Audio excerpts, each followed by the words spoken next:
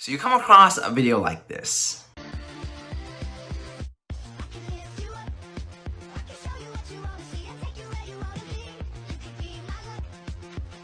Greetings, young portal master. I have been waiting for you. I am Eon, your guide in this world.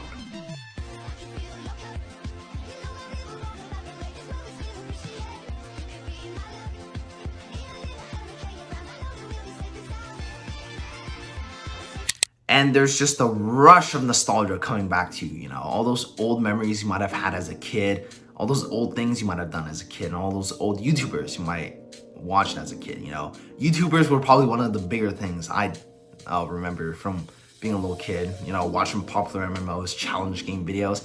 Those were fun days, I'm not gonna lie. And some of you might be a little older than me and your childhood might be a little different, but I think we all had like similar experiences when we were a kid. It was fun as hell, I think we can all collectively agree that being a kid was fun as fuck, okay? And I say this, and I do miss being a kid. But the one problem when I try to look back at the past in general, it's not just being nostalgic and looking back at good experiences and good memories, but also when your brain just brings back, hey, remember this? Remember this old ass embarrassing thing you did? Yeah, think about that for a little bit.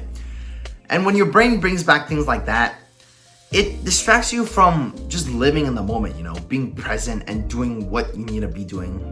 Your entire life is spent just living and existing. And you might as well make it the best experience possible, I'm sure there's a time and place for everything, You can look back at the past every once in a while, learn from mistakes, or if you want to look back at some old memories, I'm gonna say that's a good thing. But the one big thing that I think a lot of us do is when we get those strong emotions of, nostalgia or these strong feelings of embarrassment from those old mistakes, it kind of blinds us from the reality that we can't change the past no matter how hard we try. No matter how hard we want to go back and relive those experiences or fix those mistakes, we physically can't. Time travel has not been invented yet. I don't know if it's ever going to be invented, but not right now. It's not possible. So mistakes are bound to happen, Things are about to happen, and just move on and learn from those things. And times are bound to change. You grow physically or mentally as you go. And so experience was never going to be the same, Times are never going to be the same. Everything is ever changing. Time is not just going to stop for you because you're not happy. No. Time continues flowing forward and forward. So you might as well make the most out of it while you can.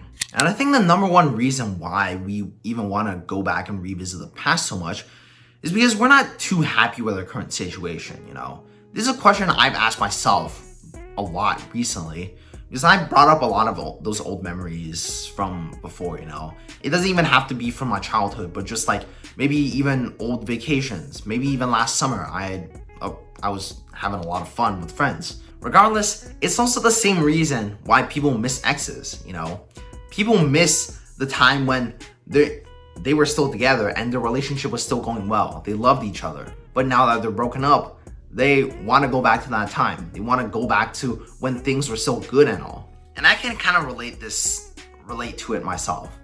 I do miss being a kid, and it's a lot better than having crippling body dysmorphia every fucking time I look in the mirror, Every time I look in the mirror, I'll see myself as a fat ass bastard or a skinny little bitch, I'm small or fat. There's no in between. And I think the two big solution or big helps that I've done to kind of make myself realize that my situation isn't as bad, because we all have our gifts and blessings that we should be grateful for. You might not be happy with your family or your current situation, but a lot of the times when you're even employed at a job you hate, it's the dream of people who are unemployed. When you're living in a home you hate, it's the dream of someone who's homeless.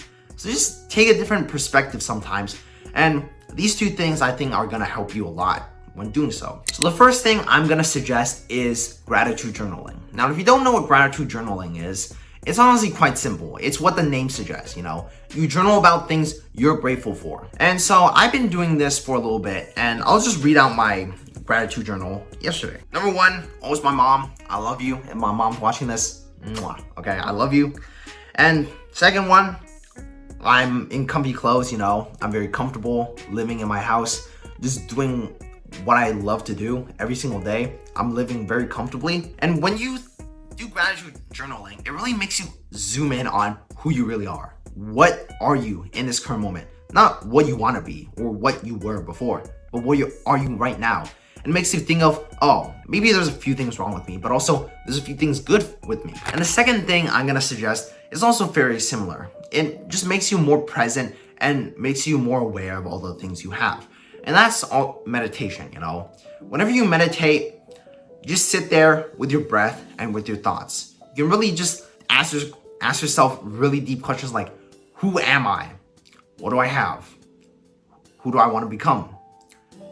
Just all those very deep questions that almost give you like small little existential crises about your own identity. But I feel that's a good thing. That's the right way to go down if you want to grow for yourself. Because identity is probably one of the more important things in terms of making solid changes and making overall changes for your life. If you don't want to jerk off anymore, you're gonna have to change your identity. If you don't want to think about the past so much, you're gonna have to change your identity and be happy. You're gonna have to view yourself as someone you're proud of, you know.